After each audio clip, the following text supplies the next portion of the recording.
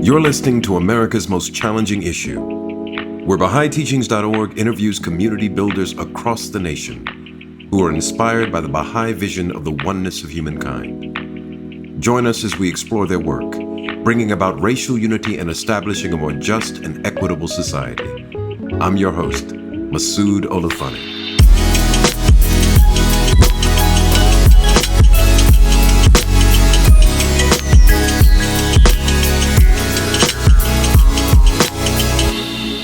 In his remarkable 1963 letter from a Birmingham jail, Dr. Martin Luther King Jr. wrote, "Injustice anywhere is a threat to justice everywhere." This deceptively simple and profoundly perceptive statement, inspired in part by the 17th century poet John Donne's famous apothegm, "No man is an island," brilliantly distills humanity's essential interdependence. Some 100 years earlier, Baha'u'llah, the prophet founder of the Baha'i faith, declared in clear and emphatic language that the earth is one country and mankind are its citizens, presaging King's insightful observation and affirming that mankind constitutes one human family that transcends country or culture of origin. Our guest today, Dr. Sahar Sattarzadeh, is a Baha'i-inspired educator, scholar, poet, and community builder who embodies this spiritual principle in her service-oriented work. She explores existing relationships between resilience, resistance, and oppression within the context of racial and ethnic disenfranchisement. A child of refugee settlers who fled religious persecution in Iran, an experience common to members of the Iranian Baha'i community, Sahar developed a sincere belief in the importance of justice as a fundamental dimension of an advancing civilization. She advocates for an active scholarship that has the ability to serve as a mechanism for social transformation. She holds a PhD in international education policy from the University of Maryland, an MA in social justice and intercultural relations from SIT Graduate Institute in Brattleboro, Vermont, and BA degrees in anthropology and English from the University of California at Irvine. She is currently a research associate with the Chair for Critical Studies in Higher Education Transformation at Nelson Mandela University in Port Elizabeth, South Africa. And in the fall of 2019, she will be Assistant Professor of Interdisciplinary Studies at Champlain College in Burlington, Vermont.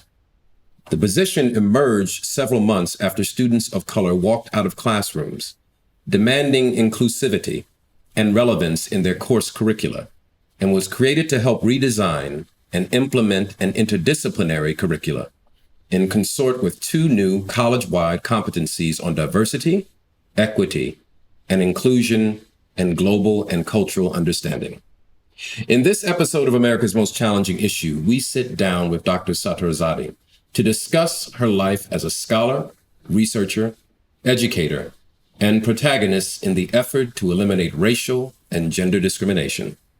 In addition, we will examine how she integrates the various aspects of her professional life into her Baha'i identity. Sahar, welcome to America's Most Challenging Issue. Thank you, Masood. It's lovely to be here. You know, recently I came across a really powerful quote from Abdu'l-Baha, one of the central figures of the Baha'i faith, that I think has kind of like a particular resonance for the work you're engaged in. And the quote reads, "Prejudice of race and nation, of religion, of political opinion, and the root cause of prejudice is blind imitation of the past, imitation in religion, in racial attitudes, in national bias, in politics. So long as this aping of the past persisteth, just so long will the foundations of the social order be blown to the four winds. Just so long will humanity be continually exposed to direst peril." Sahar, you've found yourself, in a variety of spaces as an advocate for the elimination of prejudice. Now, whether that's as an investigative researcher for Minorities' Rights Group International, as a research associate with the Chair for Critical Studies and Higher Education Transformation at Nelson Mandela University in South Africa, and in your new position in interdisciplinary studies at Champlain College in Vermont. Consistent throughout your work, there seems to be this kind of focused analysis of the international reach of race and gender discrimination. And I was wondering about the genesis of that interest for you. I mean, how much of your engagement with these issues is as a result of personal experience, and how much of it do you see as being informed by your life as a Baha'i? Thanks for this question. It's something I definitely frame my work with, the kind of question of what is my positionality and reflexivity? What am I bringing of myself and how I think and act in the world in terms of teaching a lesson, writing, or even trying to design a research question. So I think it's difficult to kind of distinguish between what is informed by my understanding of being raised as a Baha'i or my understanding of the Baha'i writings versus my own personal experiences. I don't think they can be, separated, if that makes sense. They're very much intertwined, and I think it's a natural intertwining, kind of like a symbiotic relationship that I'm dependent upon. And it's thanks to my parents who, as you mentioned in the generous introduction, that my life was framed by this context of, being transnational and also justice oriented. And so my parents being refugees coming to Turtle Island, which is, what we call the United States, and my father finishing his bachelor's degree in 8 years because he wasn't allowed to go to school during the day with his peers who had other religious affiliations, similar to Afro descendants in the United States during the Jim Crow segregation, right? Only going to class at night, separate from whites. And my mom had just finished high school, and they're coming to this unknown land, unknown space, but they come with this faith that their future children, that their family is going to have a better opportunity. That's what they're believing, right? And they also raised my brother and I with the Baha'i faith. And so I've had this keen interest, this desire, and even inquisitiveness about what justice meant, especially within the context of the Baha'i faith, separate from this notion of social justice that we often hear in activism and scholarship today. And one of the quotes that comes to mind is from the prophet founder of the Baha'i faith, Baha'u'llah. He says, change injustice into justice and inequity into equity. And I pair that often with what Abdul Baha, the head of the Baha'i faith after Baha'u'llah passed, with his reference to knowledge and research, and how he says that all blessings are divine in origin, but none can be compared with this power of intellectual investigation and research, which is an eternal gift producing fruits of unending delight. All other blessings are temporary. This is an everlasting possession. So no pressure, right? Like trying to think about how to combine this evolving understanding of what justice means and how you relate it to social reality, but also what you believe is your calling in terms of being a researcher and an academic, an educator, an activist in those kind of senses, looking at that as a form of activism, as being and doing, and looking at it as this having the superior spiritual power, potency that you wouldn't think about, especially within a higher education context that sucks you in and says it's ego-driven, it's individualistic, it's competitive, it's contentious, and it's oppressive in many other ways.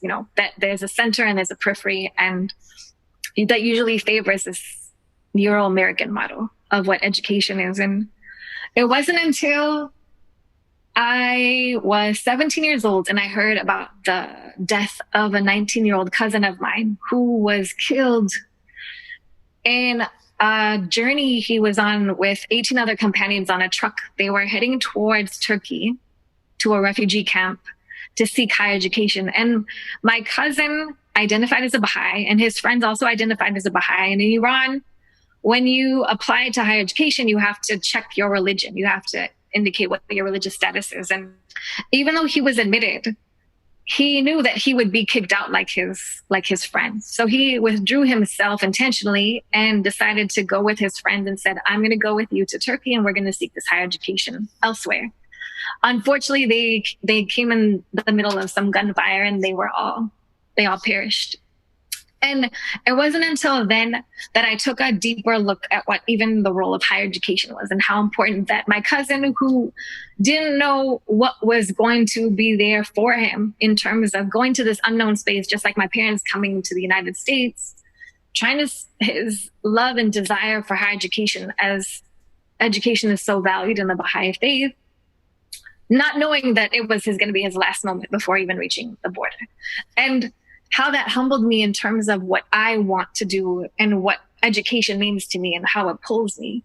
And so that's why I was really attracted to the grassroots efforts of the Baha'i Institute for Higher Education that was founded by Baha'i faculty in the late 70s, early 80s, also known as the BIHE, which was established in Iran, identified as being this advanced and evolved, nonviolent, constructively resilient response to the systematic denial of higher education for the country's largest religious minority, which happened to be the Baha'is. And it was interesting because it wasn't an underground kind of space, but it was done in a way to protect people.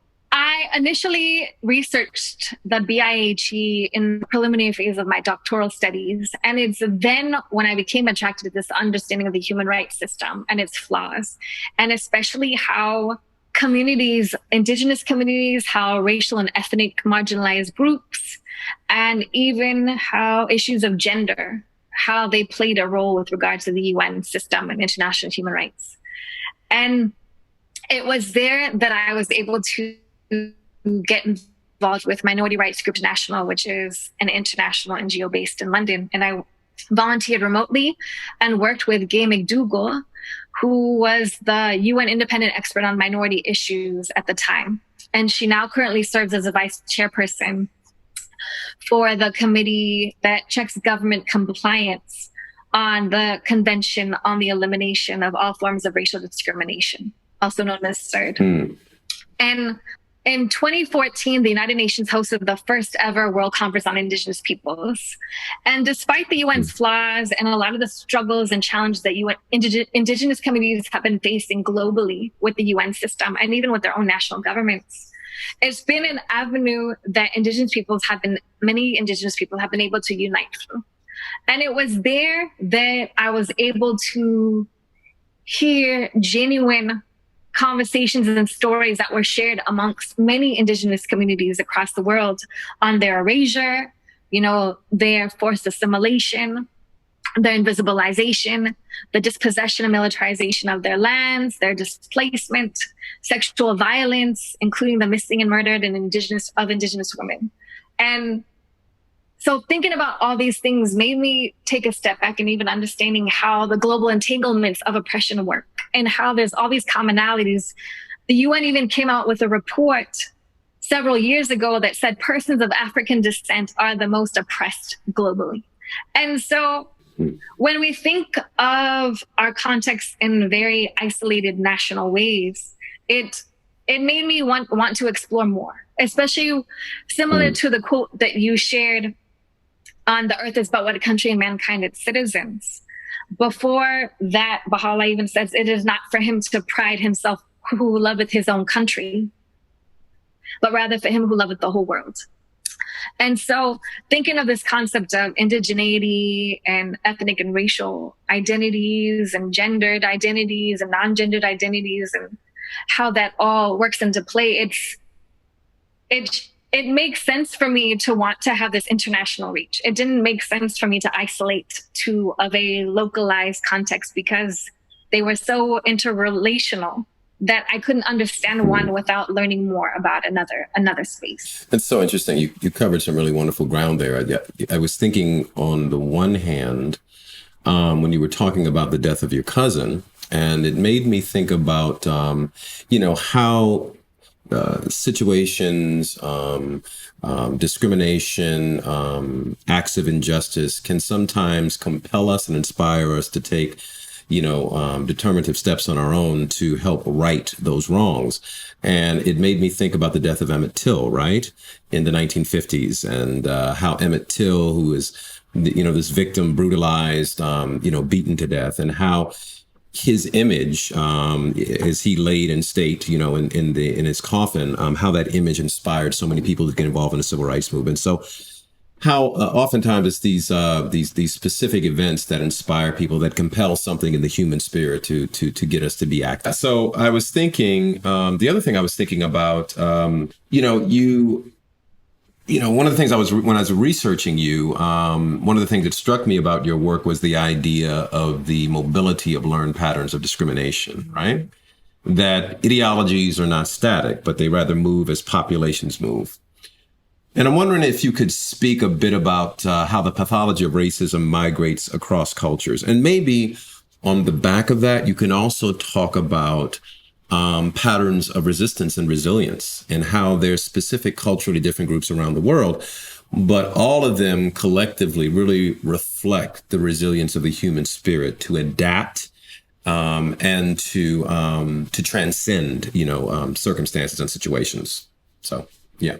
It's really interesting because the idea that we can't look at racism globally, but we can understand that colonialism was a global project is strange to me. It's like it was a transnational, transcultural, agenda.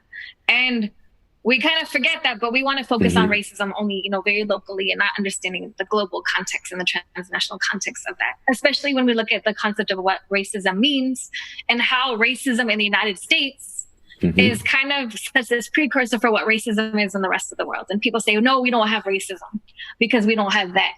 Or you guys don't have racism because you are socioeconomically advanced above the rest of the world. So you don't have racism, so there's different ways of looking at what it means. And so looking at identity politics and how it's been something that's emerged since pre-colonial times, and that there's always this investment of trying to be different. And going back to that quote that you referenced from Abdul Baha about all roots of prejudice are blind imitation of the past. And if you are not, like, what past are you imitating? You're imitating other parts of the world. Like, that's how I perceive it. And so when I, working and living in South Africa for the past 3 years, it exposed me to a lot more of these transnational migrations and of racism and what it looks like. Been going back and reading up on the fact that, that in South Africa, let me go back. In South Africa, there were the Anglo-Boer Wars, and actually in the city where I lived in Bloemfontein and some other parts of the country. And it was where the British put the Dutch Boer farmers in concentration camps, and they held them there. And Hitler said that this was one of the inspirations for him to have concentration camps in Nazi Germany, as well as the genocide of indigenous peoples in the United States. There's this really powerful image of a Lakota mass grave right next to this Jewish mass grave, and it's almost identical. And a lot of people have juxtaposed it to kind of show that there's these interracial patterns of learned racist projects, and experiments. And Henny Van Buren, her book Apartheid, Guns and Money, it traces these 5 countries in particular that publicly decried apartheid and were against it, but actually funded it and sustained its existence, through financial support. And that includes the United States, the United Kingdom, the Soviet Union in Eastern Europe, China, France.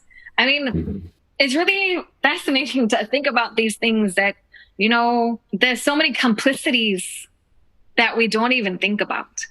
And Tiffany Willoughby Herrard, in her book, Waste of a White Skin, talks about how the Carnegie Corporation, the US-based Carnegie Corporation, used research as the tool and strategy to help conduct this poor white study to help the national ruling party justify that racial segregation was okay, because the white poor population was where racial integration was susceptible or highly vulnerable. And so we're helping each other become racist. It's like we're learning how to become more. So South Africa even became more sophisticated in terms of learning racist agendas from other governments around the world.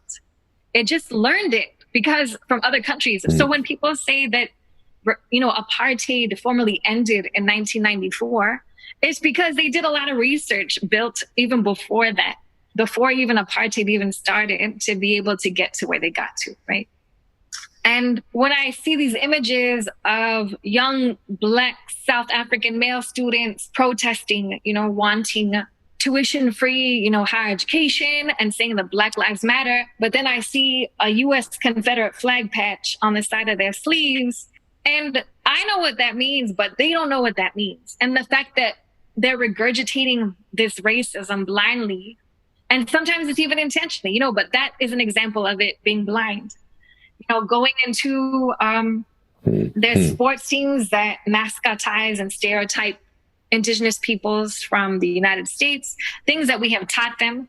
There's a restaurant chain that regurgitates every single stereotypical Native paraphernalia you can imagine all over, the venue. And when you have conversations with South Africans in the space, it's like there's a desensitization because there's not this personal connection with what that means, even though they're very closely tied to issues of their own oppression because of their identity as being Black, as being a woman, as being Indigenous. So it's really fascinating in trying to understand how these different factors come to play. Malcolm X went to the African continent on a few occasions to ask for, support for the human rights support of Afro-descendants in the United States. And his pleas, remain unheeded. They were unheeded, but fast forward 6 decades later, and you have the United Nations, despite its faults, being more intentional in investigating the human rights status of Afro-descendants in the United States today. Even with the former Human Rights Commissioner Navi Pillay comparing what happened in Ferguson and the police brutality against persons of African descent to apartheid South Africa. And so people are paying more attention. There's more of a focus and trying to understand what is going on in the country that is so-called socioeconomically superior to the rest of the world, but was it built on the backs and bodies of other people in order? But what's amazing is that you see these resilient movements happening that are taking shape in terms of, like with the Black Lives Matter movement has influenced a lot of the Aboriginal and Torres Strait Islander protests happening, where promoting this positive, resilient identity of what it means to be Indigenous, especially through the arts. And there's a lot of collaboration with the Australian government and also in opposition from the government. So it depends on kind of who's in what spaces. It's usually Aboriginal First Nations peoples within these spaces who are trying to create these alliances, right? And there's the constructive resilience, this term that the international governing body of the Baha'is of the world has used in reference to the Baha'i Institute for Higher Education in Iran, and the Baha'is in Iran in particular, who have been responding to their oppression in constructive ways and transformative ways. And so there's a lot of scholarship that's talking about transformative resistance or constructive resistance that are using similar terms. But this concept of constructive resilience also taps into the spiritual capacity and power of the individual that is not disempowering, that doesn't allow the victimization to be the center of the identity of the individual. And even likening and comparing African Americans in the United States, and the Universal House of Justice says, are also practicing constructive resilience, right?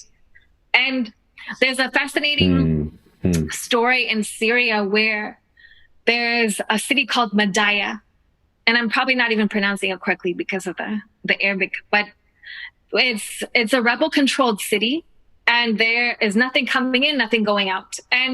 But there are a lot of casualties that are happening because of the civil war in Syria. And there's a veterinarian and a first-year dental student, and they're the ones who basically respond to the medical trauma and injuries that are taking place. And they're using WhatsApp to connect with a group of Syrian American doctors in order to learn how to perform surgery live, right? So it's like these fascinating ways of how to respond to something while also happening transnationally. And the Indigenous-led movements in the United States, especially those spearheaded by women, including the Dakota Pipeline and Missing Murdered Indigenous Women, have become international Indigenous movements. And it's something that we can all learn from, because unlike most movements that are responding to oppression, they are characterize this element of spirituality that could really benefit, which is also why I believe that BahaiTeachings has been labeled, and so have persons of African descent, because there's this inherent spirituality within the culture and the practice. Wow, it's wonderful. That the last bit of what you said, talking about this movement being spearheaded by women, it leads me into this question. And I was thinking, another one of the core teachings of the Baha'i faith is the equality of women and men, right? That this fundamental belief in the mutual advancement of these twin iterations of human creation, one being male and the other being female, of course. And the struggle against racism and sexism are sometimes seen in opposition one to the other and not as interrelated. And the great 16th century poet and theologian John Donne once said that injustice anywhere is a threat to justice everywhere. And as a woman of immigrant parents, you embody, in some sense, the intersectionality of persistent points of oppression. I'm wondering how your cultural heritage and your gender inform the way you approach your work. So it's interesting. In the household, growing up, my parents didn't differentiate between the other and gender roles and gender norms. But one thing I did notice that happened was that other relatives started imposing their thoughts and understandings of what beauty was like and what career was like and those kind of things. And while my parents they faced this kind of oppression that they were escaping, they faced another one coming to the United States. And I was trying to, juggle this whole, what am I in terms of my ethnic roots and identity and where my parents come from and what they escaped from versus how I'm perceived in terms of my gender or not.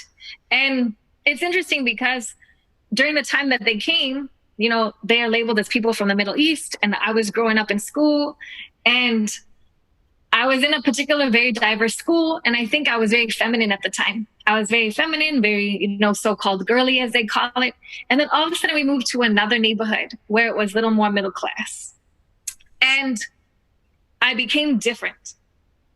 Nobody liked me because I was different. I was the only, quote, Middle Easterner in the school, except for my brother.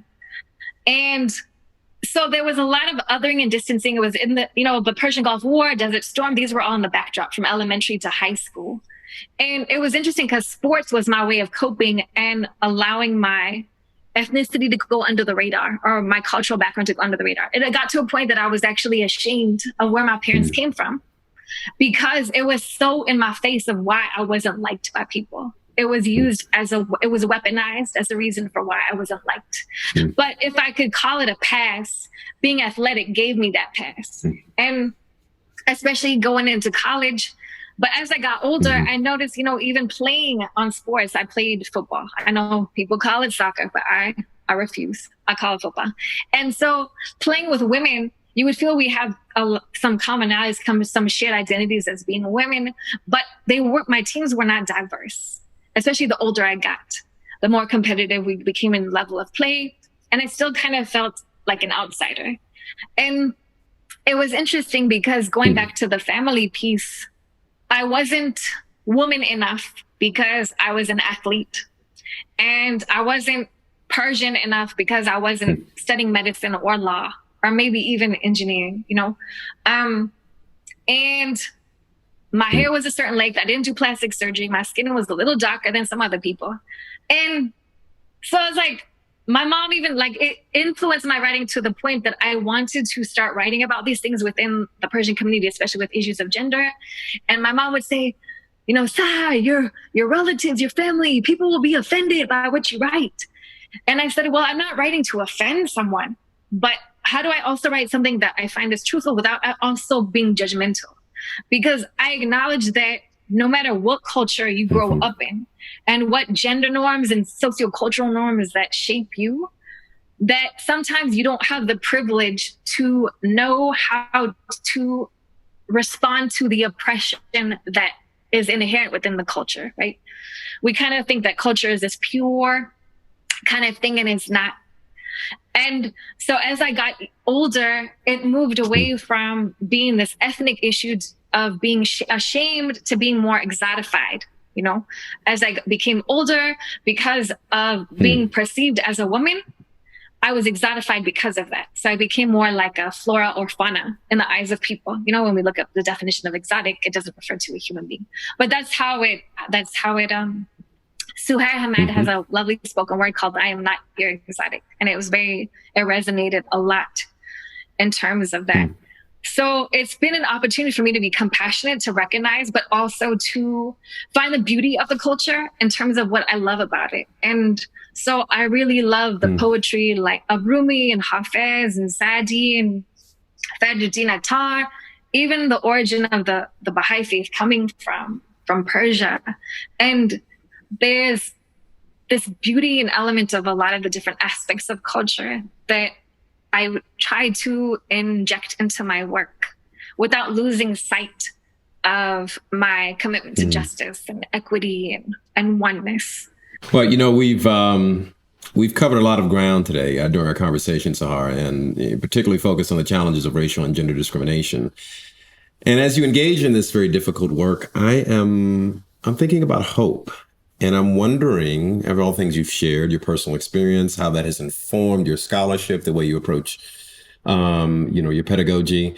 I'm wondering, what's your source of hope, and how does hope inform what you do? What keeps you going? What keeps you engaged? What keeps you from giving up? Yeah. I like how you end with the easy questions, right? So it's my job. I know, right? So it's funny because talking with a lot of people in these spaces, especially studying what I study and teaching the topics that it's easy to be surrounded by people who are just frustrated and feel defeated and kind of victimized because things aren't going the way that we want them to go. But then there's also these spaces of joy at the same time. And because of the work that I do, it's so great to encounter people who are just doing the work and realizing that even at the personal, we go through these tests, but we get through them. Like we get through them. I can't help but even taking it from the micro level. And, you mentioned this college that I'm going to start working at. I'm going to start working at, and it's 86% white, in terms of the demographics. And this is what the administrators have told me. And to have an 86% white population and faculty and administrators who are white saying, we know that we are white, but we need to change and respond to the needs of the diverse population that we serve to make them more inclusive and relevant. To me, that's one thing that gives me hope. It's amazing to even be invited into that space, for them to see this capacity in me to be able to help contribute to that, that journey. It gives me hope to know that, in addition to hope, actually, I think faith is also important, to have faith, because to have faith that there's this greater power or source outside of the material physical body, outside of the self, that is doing things at all times. And it reminds me of this quote from Abdul Baha about this tiny seed, and that it grows and develops and becomes this tree, and it bears fruit. But would the seed ever imagine that it has this capacity to become this tree? And it's like to have faith, to have hope that will happen, but also all the things that are necessary in order to nurture that seed, in order to make that happen. I cannot have hope, but what would that? Well, I'd rather, I might as well be dead. I don't think that. I think it's equivalent to being lifeless, to not have hope and to not have faith, is because I wouldn't be wanting to move towards something that I know is greater, that can change. And there's so much change that has happened already in terms of how we have evolved. To have neuroscientists be able to do brain scans to prove that the soul exists is would be unheard of, right? In neuroscience, let alone any of the natural sciences.